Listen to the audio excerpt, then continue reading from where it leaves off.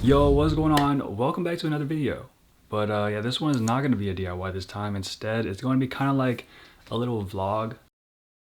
Take you guys with me. I'm going to go to the thrift store right now, pick up some stuff, prepping for my next upcoming DIY, which is probably going to be like some type of Boro pants because I really want to really get the technique down. You know, honestly, like I'm still confused on the difference. Not really the difference, but like the definition of how to really define each of them. I guess I'm more sure of Sashiko stitching, but Boro is more repairs, right? I'm also hoping to try to find a nice looking tapestry because I do want to try making some tapestry pants. And hopefully I can find one there for pretty cheap because they're actually really expensive. Alright, we're headed to the infamous thrift store where I get all of the denim for my DIYs. Honestly, the only good thing about it is the denim assortment. I mean, usually you can find a pair that'll work out, but of course not all the time. But they got a bunch of stuff like they got worn Levi's, Lucky Brand jeans, Guess, Wranglers, sometimes even minimal.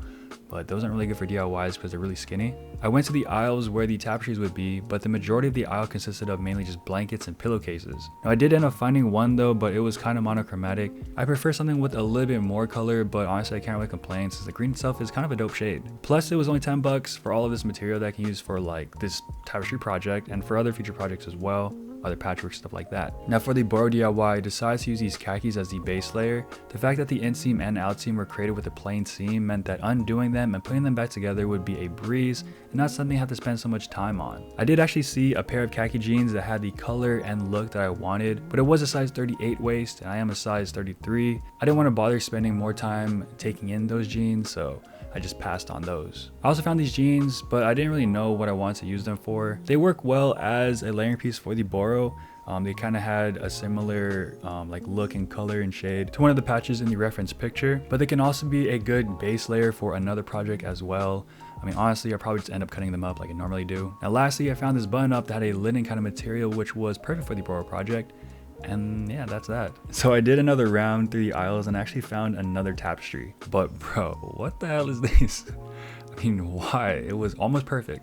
Super close, but I'm not trying to have a big old baby face on whatever I'm working on, so pass. Now in total, I spent about 30 bucks, which is kind of a lot, especially for a thrift store, but you know, at least I saved 2 bucks. Yo, okay, so it's been about a week since I shot that footage you guys just watched. And that's because I've been like working on some other things behind the scenes other than my YouTube. The whole clothing brand thing. Anyways, so let's get this Boro thing started already. So again, we got the base layer khaki pants here. These are kind of long. I might have to trim them. I don't really know. But fortunately, they do have a basic seam on both sides, the inseam and the outseam. So it should be a simple process. Then we have some jeans that we'll be using as the patch repairs, as well as this flannel and some spare fabrics from previous DIY projects. Now I have to look this up, but Boro, can you use a sewing machine or is it strictly hand sewing? I don't know, but I will be using a sewing machine for the initial patches, like attaching the layers. I will be using a sewing machine just to speed up the process, you know.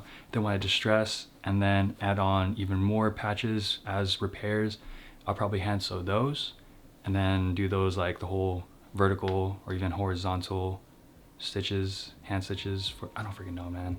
I'm still learning, but you know what? Let's just get into it.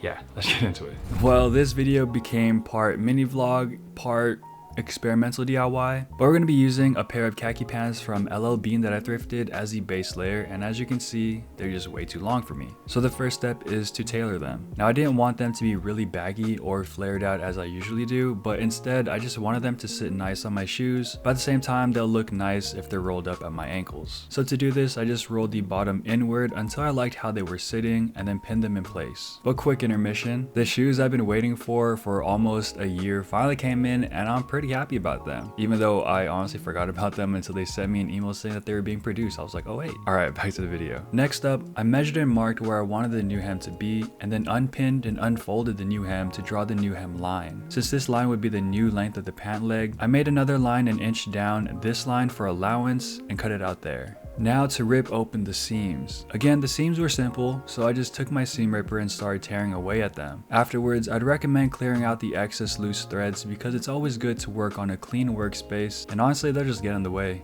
So from what I've gathered, Boro is hand sewing recycled fabrics to repair worn out sections of a garment. The main thing is that it's not in action, but it's more the results of your work. And then Sashiko, on the other hand, is in action and it is a form of stitching, and they tend to go hand in hand together, which I think is why their definitions get mixed up a lot. For the front part of the pants, I wanted to sew in big patches and not use as much Sashiko stitchings where it would cover up the whole pant leg. I mainly just hand sewed the edges of the patches to attach them to the pants, but after I finished this part, it got me wondering if this portion of the project became patchwork and not Boro, because honestly it really wasn't looking how I planned or how I thought it would look. Maybe to really achieve the Boro look, I'd have to leave no gap showing the base layer khaki fabric, because normally they would just look flush, right, and then the fabrics are kind of like protruding, so it's not as flush, and then sew in a lot of those horizontal and vertical stitchings that are semi-close to each other. But then again, if you look at Boro pieces,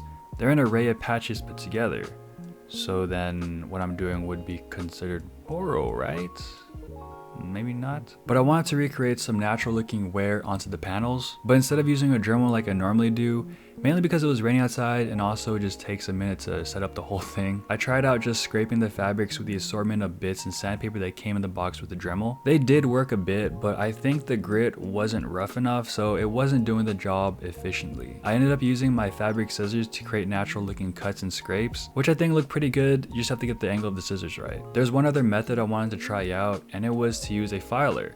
And I was pretty surprised at the outcome of this method too. I'll probably make a separate video about this, going more in depth soon, just trying to figure out the ins and outs of it. For the back side, I wanted to add in smaller patches rather than big ones like in the front. This is also where I wanted to try to get the Boro look by adding Sashiko stitchings to hold down each patch while still incorporating some stitching designs. This definitely looked a lot more like what I was trying to achieve and not as patchwork looking like in the front. So maybe Sashiko stitchings are actually necessary to get the Boro look, unless the horizontal and vertical stitchings aren't considered Sashiko stitchings, and those are just a required step of Boro.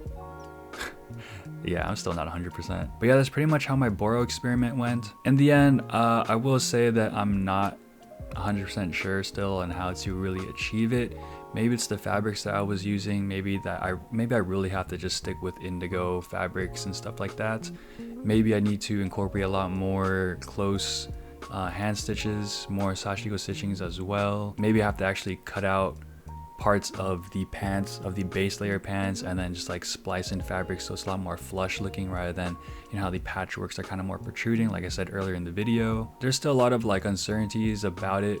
I have no idea why I'm struggling so much with this technique, but at least I know more about it now than I did yesterday, you know, so it's progress. But afterwards, I closed up the pants with a sewing machine using the crease from the original seam, and then here I learned to keep in mind that hand sewing actually scrunches up the pants. Basically, it made them a little bit shorter, so it didn't align anymore with the other side of the pant leg, which I was really confused about at first, but I didn't realize until like 2 more tries of tearing the seam open again and sewing it back. I was like, oh wait, that's why. I then folded the hem and tried the pants on to make sure it's at the length I wanted, and then sewed in the new hems to finish it off.